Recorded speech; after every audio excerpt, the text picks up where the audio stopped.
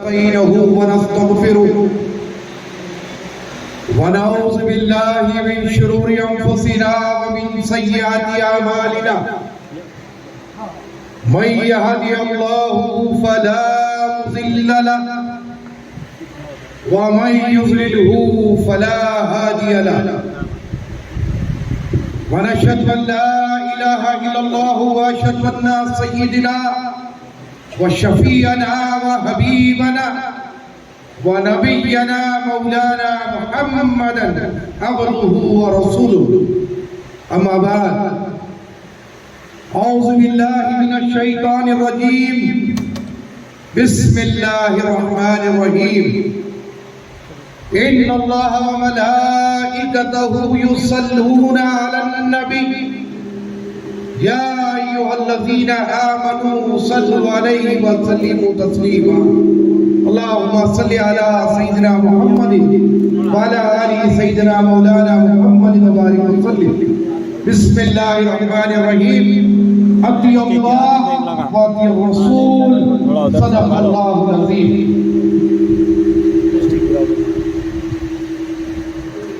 حضرات اکرام،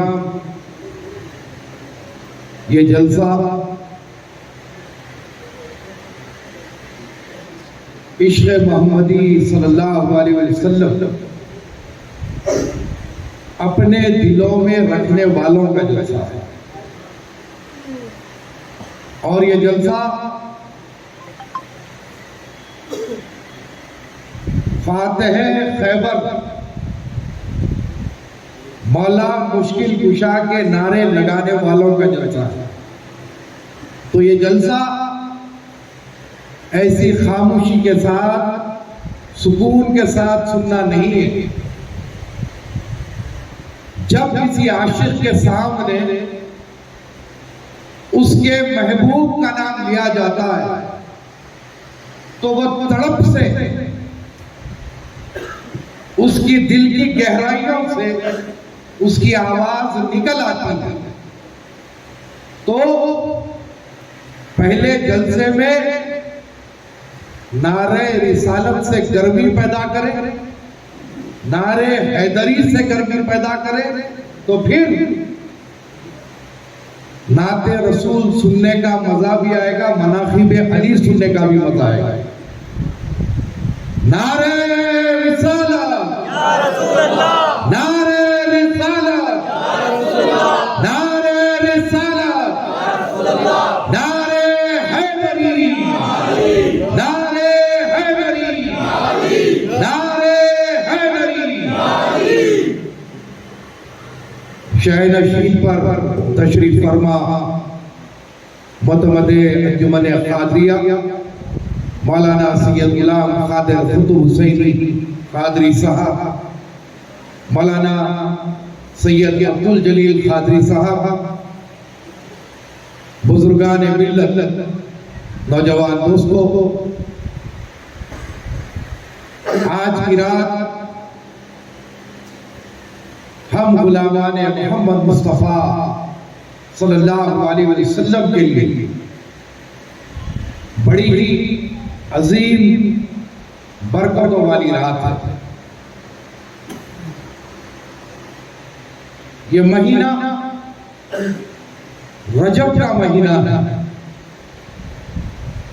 اور یہ مہینے کے آغاز کے ساتھ جشن بہارا ہم غلاموں کے پاس شروع ہو جاتا ہے. رجب کی چھٹی ہند الولی کا عرس، 13 رجب مولا مشکل کشا کی ولادت، 26 رجب تمام کے آقاؤں کا واقعہ میرا. حضرات اکرام، گفتگو کی ابتدا سے اختتام تک آپ سے یہی گزارش اور التماس ہے، ایک لمحے کے لیے بھی آپ کا میرا کانٹیکٹ نہ ٹوٹے. کیونکہ جب گفتگو کے بیچ سے تعلق منقطع ہو جاتا ہے تو پھر بات عیسیٰ لکھے موسیٰ پڑھے ہو جاتی ہے. اور پھر جب کوئی دیوانہ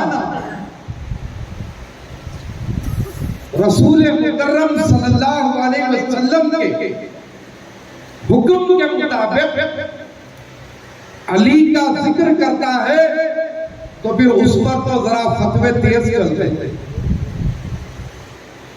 اسی لیے ابتدائی گفتگو میں نے عرض کیا کہ تعلق منقطع نہ ہو. ایک بات کو ایک نہ سمجھ بیٹھے، دل لگا کر سنیں. حضرت العلامہ سیف اللہ نظامی صاحب قبلہ نائب شیخ الجامعہ نے بڑی پیاری بات کہی کہ یہ جلسوں کا انعقاد جو کرنا ہے اس کے جو پیچھے مقصد ہے وہ ریچارج ہے. کیا ہے؟ ریچارج ہے. عقیدوں پر ڈاکے ڈالنے والے نئے نئے بھیس میں ہمارے پاس آتے ہیں، لیکن جب ایسے جلسوں میں ہم شرکت کرتے ہیں تو وہ ڈاکوں کا اثر ہم پر نہیں ہوتا.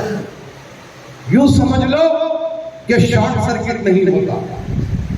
ہمارا ریچارج کمپلیٹ رہتا ہے اور ہم بٹھا کر اس کو جواب دینے کے موقع پہ رہتے ہیں. بہرحال میں نے 2 آیت شریفہ کی تلاوت کا شرف حاصل کیا. ایک جس میں پروردگار عالم فرما رہا ہے یا ایھا الذین آمنوا، اے ایمان والو. قرآن میں کئی مقامات پر پروردگار عالم نے یا ایھا الناس، اے لوگوں، ان سے بھی مخاطب کیا ہے ساری مخلوق. لیکن جب آپ اپنے حبیب کی بارگاہ میں درود و سلام کیا تو پھر وہاں پر خطاب صرف ایمان والوں سے ہوا. یا ایھا الذین آمنوا، اے ایمان والو.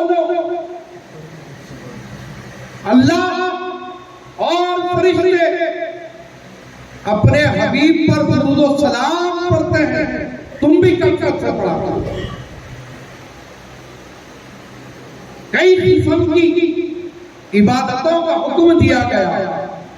کہیں پر بھی کسی مقام پر پروردگار عالم یہ نہیں فرما رہا ہے کہ میں اور ملائکہ بھی کرتے ہیں تم بھی کرو. روزے کا حکم ہوا تو ایمان والوں کے لیے، نماز کا حکم ہوا تو ایمان والوں کے لیے، حج کا حکم ہوا ایمان والوں کے لیے، زکوٰۃ کا حکم ہوا صاحب استطاعت ایمان والوں کے لیے. لیکن جب آپ اپنے حبیب کی بارگاہ میں درود پڑھنے کی آئی تو پروردگار عالم فرما رہا ہے کہ اے ایمان والو، میرے حبیب پر میں بھی درود پڑھتا ہوں کہ پڑھا کرتا ہوں. سبحان اللہ، سبحان اللہ. اور یہ وہ عبادت ہے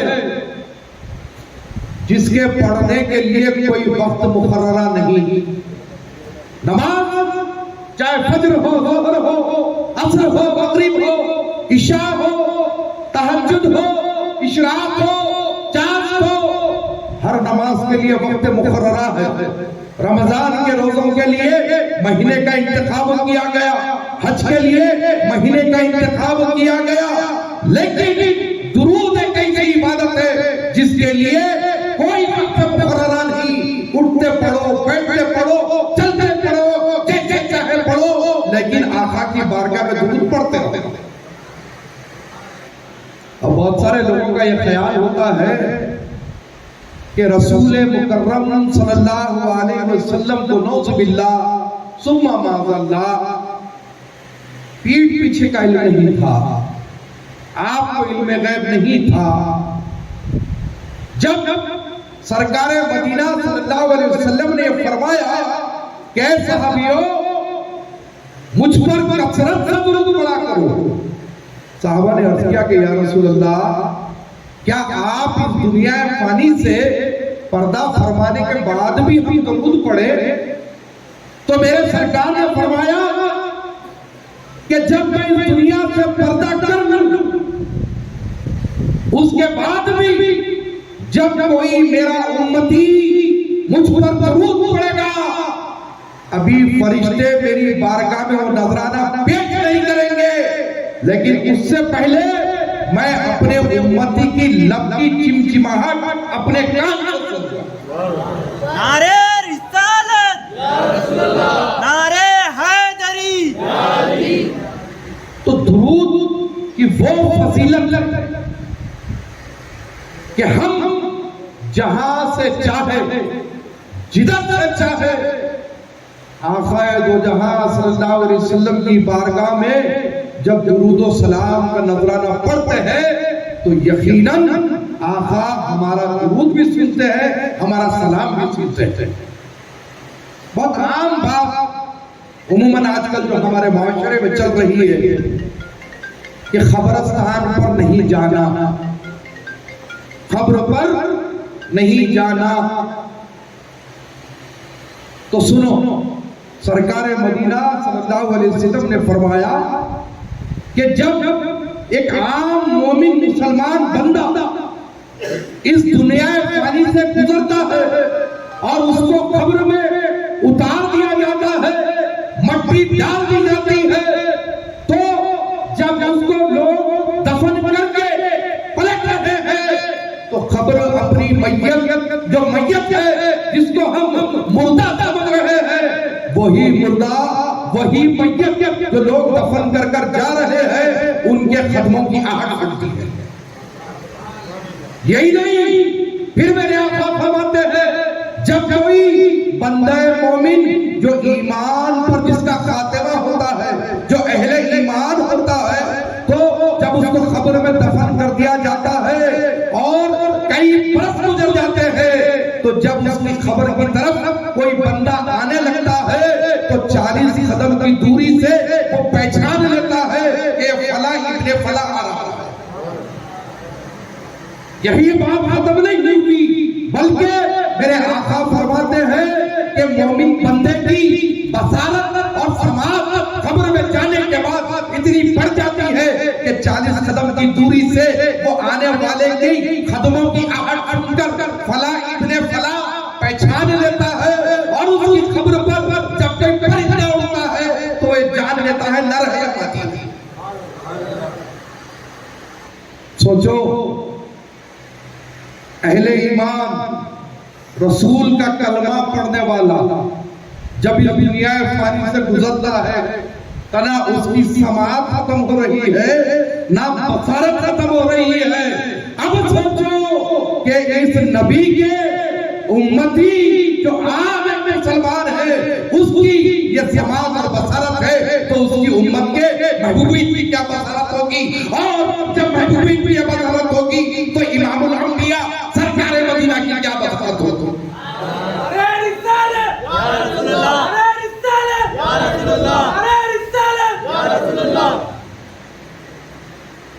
حضرات، آج جب میں جلسے گاہ کی طرف آ رہا تھا تو میرے ذہن میں کچھ اور باتیں تھیں کہ میں کچھ کروں، کچھ اور کروں، لیکن مسلسل جب یہ فیس بک، یہ واٹس ایپ، انسٹاگرام اور نہ جانے کیا کیا بلا بتا ہے، ان سے جو چیزوں کو جو ہے سرکولیٹ کیا جا رہا ہے اور ہمارے عقیدوں پر جو ڈاکے ڈالے جا رہے ہیں، میں نے سوچا کہ نہیں، آج بنیادی طور پر گفتگو جو بات بڑی آسان سمجھ میں آتی ہے لیکن اس کو ایسا پکھاڑا بنایا جاتا ہے کہ اس کے عقیدے اور اس کا ایمان خطرے میں پڑ رہا ہے۔ اور ایک بات، جو دین ہم تک پہنچا، آج ہم ببانگ دہل یہ اعلان کرتے ہیں کہ ہم مسلمان ہیں، ہم نبی کا کلمہ پڑھنے والے ہیں، ہم نبی کو اپنی جان سے زیادہ چاہنے والے ہیں، ناموس رسالت پر ہم اپنی جان قربان کرنے والے ہیں۔ حقیقت میں یہی ہونا چاہیے۔ لا الہ الا اللہ محمد رسول اللہ پڑھ لینا اور نمازیں ادا کر لینا، رمضان کا مہینہ آیا روزے رکھ لینا، اس کا نام مسلمان نہیں، اس کا نام مسلمان نہیں ہے۔ خلیفہ دوم سیدنا عمر فاروق رضی اللہ تعالیٰ عنہ حالت ایمان میں ہے، سرکار کی خدمت میں حاضر ہے۔ سرکار نے فرمایا عمر مجھے کتنا چاہتے ہو؟ عمر نے عرض کیا کہ یا رسول اللہ میں آپ کو اپنی دولت سے زیادہ چاہتا ہوں۔ میرے آقا فرماتے ہیں عمر تمہارا ایمان ابھی مکمل نہیں ہوا۔ پھر تاریخ لکھتی ہے کہ سیدنا عمر فاروق کے سینے پر میرے آقا نے کچھ ہاتھ رکھا اور دم کیا، پھر پوچھا عمر مجھے کتنا چاہتے ہو؟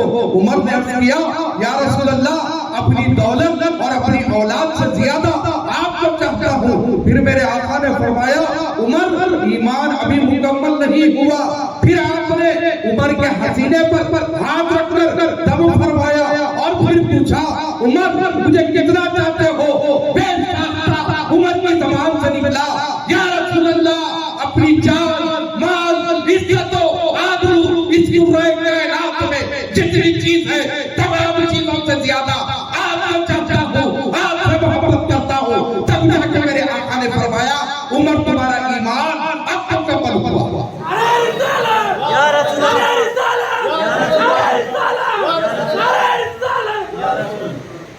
تو جو ایمان کی جو کسوٹی ہے وہ یہی ہے کہ نماز پڑھ لینا، روزہ رکھنا یہ ایمان کی کسوٹی نہیں۔ اپنی آل اولاد، عزت و آبرو، ہر چیز سرکار مدینہ پہ قربان کرنے کا جذبہ رکھنے کا نام ایمان ہے۔ حالت ایمان میں سیدنا عمر فاروق ہے تو کیا وہ نماز نہیں پڑھتے تھے؟ کیا وہ روزہ نہیں رکھتے تھے؟ سب کچھ کرتے تھے، لیکن میرے آقا نے بتا دیا ساری امت کو کہ نماز پڑھ لینا، روزہ رکھ لینا، حج کر لینا، زکات دے لینے سے تمہاری ایمان کی کسوٹی پر تم پورا نہیں اترو گے جب تک کہ مجھ کو اپنی جان، مال، عزت و آبرو ہر چیز سے زیادہ نہ چاہتا۔ تو یہ میرے آقا کا فرمان ہے۔ اب چلو جو ساری دنیا ایک کو کافر بنانے پر تلی ہے، جس کا نام حضرت ابو طالب ہے، ان کی بارگاہ میں چلتے ہیں، دیکھتے ہیں کہ حضرت ابو طالب کا کیا عالم تھا، جس کو کافر کا فتویٰ دینے پر تلے ہوئے ہیں۔ بات بڑی غور سے سنیں کہ جب سرکار مدینہ صلی اللہ علیہ وسلم نے اعلان نبوت فرمایا تو سرکار مدینہ صلی اللہ علیہ وسلم پر آفتیں ڈھا دی گئی، دشمن بن گئے، لیکن ان حالات میں حضرت ابو طالب نے نہ صرف اپنی جان بلکہ اپنی اولاد کو بھی قربان کرنے کے لیے تیار کر رہے تھے۔ ایک وقت کی بات ہے کہ سرکار مدینہ جب رات میں آرام فرما رہے ہیں تو حضرت ابو طالب آ کر سرکار مدینہ کو اٹھا دیتے تھے۔ کئی دنوں سے حضور نے یہ معاملہ دیکھا، دیکھ کر پوچھا چچا کیا بات ہے؟ میں کئی دن سے بات محسوس کر رہا ہوں کہ میں جب سوتا ہوں پچھلی پہر آپ آ کر مجھے نیند سے بیدار کرتے ہیں، میری جگہ تبدیل کرتے ہیں اور اپنی اولاد کو وہاں سلا دیتے ہیں۔ حضرت ابو طالب نے عرض کیا کہ اے بھتیجے اپنی گھر میں سوراخ ہے، جان ہے، مجھے اس بات کا ڈر ہے، مجھے خدشہ ہے کہ جب تم رات میں یہاں پر سوتے ہو تو کوئی دشمن تمہیں دیکھ لیا ہو، اور رات میں جب تاریکی پڑتی ہے تو کہیں تم پر وہ حملہ آور نہ ہو جائے اور آپ کو کہیں نقصان نہ پہنچے۔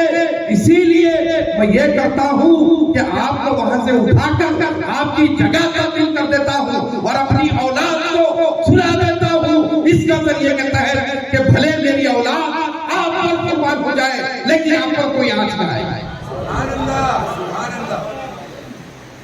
یہ ہے حضرت ابو طالب جو حضرت علی کے والد ہے، لیکن بڑا عجیب زمانہ ہے جس کو ہم محسن اسلام کہتے ہیں، جس نے اسلام کے لیے بڑی بڑی قربانیاں دی، سارا قبیلہ جس کا ٹوٹلی بائیکاٹ کیا۔ تاریخ لکھتی ہے کہ جب بائیکاٹ کر دیا گیا، کیا مطالبہ تھا؟ یہی تھا کہ محمد صلی اللہ علیہ وسلم کو ہمارے حوالے کر دو۔ حضرت ابو طالب ڈٹے رہے، حوالے نہیں کیا۔ تاریخ لکھتی ہے کہ اتنے برے حالات آئے کہ جانور کے چمڑے کو ابال کر اس کا پانی پیا، اپنی بھوک مٹائی، لیکن کبھی بھی سرکار مدینہ کے معاملے میں سمجھوتا نہیں کیا۔ یہ ہے حضرت ابو طالب جس کو آج فتوے دینے کی کوشش کی جاتی ہے۔ بہرحال میں ایک پہلو کو آپ کے سامنے رکھ رہا ہوں۔ آج اگر پر زمانہ جا رہا ہے اور جس طریقے سے ہمارے عقائد کو بگاڑنے کی کوشش کی جا رہی ہے، دیکھیے یقیناً سرکار مدینہ صلی اللہ علیہ وسلم کے ہر صحابی قابل تعظیم ہے۔ اگر کوئی سرکار مدینہ صلی اللہ علیہ وسلم کے صحابی اہانت کرتا ہے یا گستاخی کرتا ہے تو وہ عقیدہ اہل سنت والجماعت سے ہٹ کر، اس میں کوئی دو رائے نہیں ہے۔ لیکن جب ذکر علی کرے، فضائل اہل بیت کو بیان کیا جائے تو رافضیت کا ٹھپا لگانا بھی غلط ہے، اس کو شیعہ کہنا بھی غلط ہے، کیونکہ اگر قرآن میں کسی سے محبت کرنے کا حکم آیا تو وہ اہل بیت اطہار سے محبت کرنے کا حکم آیا۔ تعظیم سب کی ہے، لیکن محبت کرنے کا حکم اللہ نے جو دیا وہ اہل بیت اطہار سے محبت کرنے کا حکم ہے۔ اور پھر سرکار مدینہ صلی اللہ علیہ وسلم نے ہر مقام پر یہ بات بتلا دی، اہل بیت کے بارے میں امت کو آگاہ کیا۔ باوجود اس کے کئی ایسے لوگ ہیں جو ذکر اہل بیت سے بڑی تکلیف ہو جاتی ہے۔ علی کا جب ذکر ہوتا ہے تو اس کے اوپر فتوے بازی ہوتی ہے۔ کیا بات ہے؟ کیوں؟ کیا وجہ ہے؟ معلوم ہوا کہ سرکار مدینہ صلی اللہ علیہ وسلم نے حضرت علی سے ایک بار نہیں 10 مرتبہ حضرت علی کا ہاتھ پکڑا اور فرمایا، علی تم سے صرف مومن محبت کرے گا اور منافق تمہارے کبھی قریب نہیں آئے گا۔ تو جو ذکر علی سے عداوت کرے، جو ذکر علی سے جس کو تکلیف ہو جائے، یاد رکھو وہ کتنا بھی تقوی والا ہو، کتنی بھی نمازیں پڑھتا ہو، کچھ بھی کرتا ہو، لیکن اس کا شمار مومن میں نہیں ہو سکتا۔ اسی لیے کیونکہ میرے آقا نے فرمایا علی سے محبت مومن کرے گا اور منافق کبھی علی کے قریب نہیں آئے گا۔ اور پھر حجت الوداع جو حضور پاک صلی اللہ علیہ وسلم حج کر کے تشریف لا رہے تھے مدینہ منورہ کی طرف، یہ ایک ایک جملے کو غور سے سنیں اور اپنے ذہن نشین کریں باتوں کو. آپ جب حج سے واپسی ہو رہی تھی، حضور پاک صلی اللہ علیہ وسلم نے صحابہ کو حکم دیا کہ جو لوگ آگے چلے گئے ان کو پیچھے بلاؤ، اور جو پیچھے رہ گئے ان کو آگے بلاؤ. اور پھر حکم فرمایا کہ یہاں پر ممبر لگایا جائے. تو صحرا میں ممبر کیسے لگا؟ تو صحابہ اکرام نے گھوڑوں کی، اونٹوں کی زینوں سے ممبر لگایا. اور اس کے بعد جب سارے صحابہ اکرام ایک جمع ہو گئے تو سرکار نے فرمایا کہ میں تمہارے پاس دو بھاری چیزیں چھوڑ کر جا رہا ہوں. اگر تم اسے تھامے رہو گے تو تمہاری میری ملاقات کوثر پر ہوگی. سارے صحابہ ٹھہرے ہوئے حضور کا خطبہ سن رہے ہیں. عجیب و غریب منظر ہے کہ سرکار مدینہ نے بیچ راستے میں رکایا اور یہ ارشاد فرمایا کہ میں تمہارے پاس دو بھاری چیزیں چھوڑ کر جا رہا ہوں، اگر تم اس کو تھامے رہو گے تو کوثر پر تمہاری میری ملاقات ہوگی. مطلب کیا ہوا کہ اگر یہ دو چیزوں کو تم مضبوطی کے ساتھ تھامے رہو گے تو تمہارا خاتمہ بالخیر ہوگا، اور کوثر پر وہ تشنگی، وہ پیاس کے عالم میں مجھ سے تم کوثر کا پیالہ حاصل کرو گے. صحابہ نے عرض کیا کہ یا رسول اللہ وہ کون سی چیز ہے جو آپ دو بھاری چیزیں ہمارے بیچ میں چھوڑ کر جا رہے ہیں؟ میرے آقا فرماتے ہیں ایک قرآن ہے جو تمہارے بیچ میں چھوڑ کر جا رہا ہوں، دوسری میری اہل بیت ہے. اگر تم یہ دونوں کو تھامے رہو گے تو تم گمراہ نہیں ہوگے، اور تمہارا خاتمہ بالخیر ہوگا، اور تمہاری میری ملاقات کوثر پر. بات ختم یہی نہیں ہوئی، اور پھر سرکار مدینہ نے فرمایا کہ علی کہاں ہے؟ علی کہاں ہے؟ حضرت علی جب آگے بڑھے اپنے بازو بیٹھایا، اس کے بعد حضرت علی کا ہاتھ پکڑا. ہاتھ پکڑ کر ساری امت کو یہ دیا، اپنا حکم نامہ سنایا. پہلے پوچھا گیا کہ کون ہے تم میں جو مجھے اپنا آقا اور مولا مانتے ہو؟ سارے صحابہ اکرام ایک آواز میں عرض کرنے لگے یا رسول اللہ ہم آپ کو اپنا آقا اور مولا تسلیم کرتے ہیں، مانتے ہیں. جب یہ اقرار ہوا تو پھر میرے سرکار نے فرمایا سنا میرے غلاموں، یاد رکھو یہ بات کو، من جد مولا فاز علی مولا، میں جس کا مولا علی اس کے مولا. نعرے رسالت، نعرے رسالت، نعرے حیدری، نعرے حیدری. واضح طور پر حجت الوداع میں سرکار مدینہ صلی اللہ علیہ وسلم نے اعلان فرما دیا میں جس کا مولا علی اس کے مولا. اب جب یہ بات جلسے میں بیان کی جائے، خطاب میں بیان کی جائے، تو کچھ لوگ ہیں، کچھ طبقہ ہے بڑا ہی مروڑ ہوتا ہے اور یہ کہہ دیا جاتا ہے کہ ارے علی قادری تو علی علی کرتے ہیں، یہ تو شیعہ ہو گئے، یہ تو رافضی ہو گئے. ارے یہ علی قادری پر ہو یا اور کوئی اہل بیت کا چاہنے والا ہو، اس پر یہ کوئی پہلا الزام نہیں ہے کہ جب کبھی اہل بیت کا ذکر کیا جائے تو اس کو رفض کا فتویٰ لگا دیا جائے. یہ بات تو بہت پرانی ہے. امام شافعی نے بھی جب اہل بیت کا ذکر کیا تو امام شافعی کو رفض کا فتویٰ لگا دیا گیا. امام اعظم ابو حنیفہ کو بھی یہی فتویٰ لگایا گیا. امام احمد ابن حنبل کو یہی فتویٰ لگایا گیا. آج کی کوئی نئی بات نہیں ہے.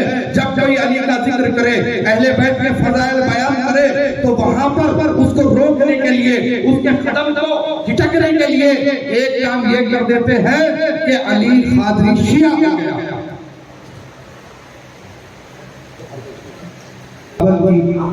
آمد ہو چکی ہے اور حضرت کی موجودگی میں زیادہ طویل میں آپ کے بیچ رہوں یہ بالکل ہی غیر مناسب ہوگا، اس لیے میں اپنے گفتگو کو سمیٹ رہا ہوں. یہ بات تو یاد رکھیں کہ ایک ماحول بنایا جا رہا ہے کہ جو کوئی ذکر اہل بیت یا ذکر علی کرے اس کو شیعت کا یا رافضیت کا ٹھپا لگایا جاتا تھا. لیکن ہم ایسے لوگوں سے چوکنا رہے. میں نے آپ سے شروع میں کہہ دیا کہ ہر صحابی رسول کی ہمارے پاس تعظیم ہے. اگر ان پر کوئی لعن طعن کرتا ہے تو وہ اہل سنت و جماعت کے عقیدے سے ہٹ کر ہے. لیکن ہم عقیدہ اہل سنت کے مطابق سرکار مدینہ صلی اللہ علیہ وسلم کے حکم کے مطابق ذکر اہل بیت کرتے رہیں گے. ہم اس سے پیچھے ہٹنے والے نہیں. اور ایک بات بحیثیت صدر مرکزی انجمن خاطریہ میں آپ کو واضح کرنا چاہتا ہوں کہ آج ہمارے مہمانوں میں ایک اور ایک شخص کا بھی نام تھا. لیکن کل وہ صحابہ نے مجھے فون کیا اور مجھ سے اسی عنوان پر انہوں نے گفتگو کی اور وہ صاحب نے اپنے والد کا موقف میرے سامنے رکھا. تو میں نے کہا کہ آپ کے والد جو تقریر شہر حیدرآباد اور محبوب نگر میں کرے آپ کے والد کے موقف سے ہم متفق نہیں ہیں. نہ آپ کو یہ اہل بیت کے چاہنے والوں کے شہر نشین پر ہم موقع دے سکتے ہیں. بھلے ہی آپ نہ آئے ہمارے جلسے میں ہمیں پرواہ نہیں ہے. ہم علی کے چاہنے والوں کو اس جلسے میں بلاتے ہیں. علی سے عداوت کرنے والوں کی مدح بیان کرنے والوں کو ہم اس جلسے میں نہیں بلاتے. کیوں؟ کیونکہ ہم وفادار ہیں. ہم رسول کے وفادار ہیں. ہم وہ صدیق اکبر کے روایت کردہ حدیث کے ماننے والے ہیں جو میرے صدیق اکبر فرماتے ہیں کہ علی کے چہرے کو دیکھنا بھی عبادت ہے. ہم وہ ذات کو مانتے ہیں جو علی سے محبت کی, جس نے رسول سے محبت کی. ہم وہ ہر شخصیت کو مانتے ہیں جو اہل بیت کو مانتا ہے. اب اگر کوئن باکس کی طرح نذرانے کی بنیاد پر تم اپنا عقیدہ بدل سکتے ہو, چند ٹکوں کی خاطر تم اپنی بولی بدل سکتے ہو, اللہ کا احسان ہے نہ ہم ٹکوں کے محتاج ہیں نہ ہم جلسوں کے محتاج ہیں. تمہیں جلسے لینے کے لیے وہ لوگوں کی بولی بولتے ہو جس کی پرسوں اجمیر میں کافی تواضع ہوئی نا. اجمیر میں کیا ہوا؟ صدقہ مانگے جا کے, جس کا صدقہ مانگے وہی صدقہ ملا. غریب نواز کے دربار میں جانا, جا کے بولنا سرکار مدینہ کا صدقہ دو. غریب نواز بے دریغ نواز تھے. علی کا صدقہ دو. غریب نواز بے دریغ نواز تھے. خلفائے راشدین کا صدقہ دو. غریب نواز بے دریغ نواز تھے. حسنین کریمین کا صدقہ دو. غریب نواز بے دریغ نواز تھے. وہاں جا کے غلاموں کا صدقہ مانگے, وہ صدقہ ملا کہ اب تک کے گھروں میں نہیں پہنچے. تو ایسے لوگوں کو خوش کرنے کے لیے کوئن باکس مولانا ہمارے کنے آنے کے لیے بولے میں اپنا موقف رکھتا ہوں. ہم بولے بھاگ جاؤ میاں میں, بھلے ہمارا ٹکٹ بیکار ہوتا ہونے دو, لیکن ہم علی کے چاہنے والوں کو بلاتے ہیں, اہل بیت کے چاہنے والوں کو بلاتے ہیں, خلفائے راشدین کے چاہنے والوں کو بلاتے ہیں, اولیاء اللہ کے چاہنے والوں کو بلاتے ہیں. لیکن چند ٹکوں کے خاطر اپنا عقیدہ بیچنے والوں کو نہیں بلاتا. یہ موقف ہمارا واضح ہے اور ہم اپنا موقف آج نہیں برسوں سے واضح رکھے ہیں. ہم اس کو بلاتے ہیں جو علی کا ہے. علی سے عداوت کرنے والے کو, علی سے جنگیں لڑنے والے کو نہ ہم کبھی بلائے نہ اس کے ماننے والے کو بلاتے. موقف میں کوئی تبدیلی نہیں ہے. جو اسٹینڈ کا ہے اور اپنے مرے دم تک یہ اسٹینڈ رہے گا.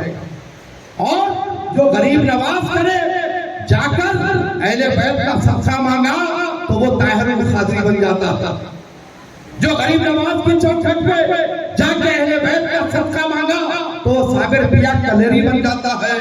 اہل بیت کے صدقے سے ایسے ایسے بڑے بڑے اولیاء غریب نواز نے بنا دیے کہ آج جن کی خانقاہیں چمک رہی ہے، لیکن جس کا صدقہ تم مانگے نا وہ صدقہ ملا تو ذاکر نائک بن جاتا، وہ صدقہ مانگے تو عمران بن جاتا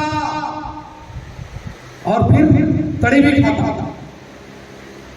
تو بہرحال یہی کہنا ہے کہ آج جو مہمان مقرر ہم سے بھی غفلت ہوئی، ہم سمجھے تھے کہ شاید اوپر بگاڑ ہوگی نیچے سدھر گیا ہوگا، نہیں سدھرے، وہ عقیدے پہ قائم ہے۔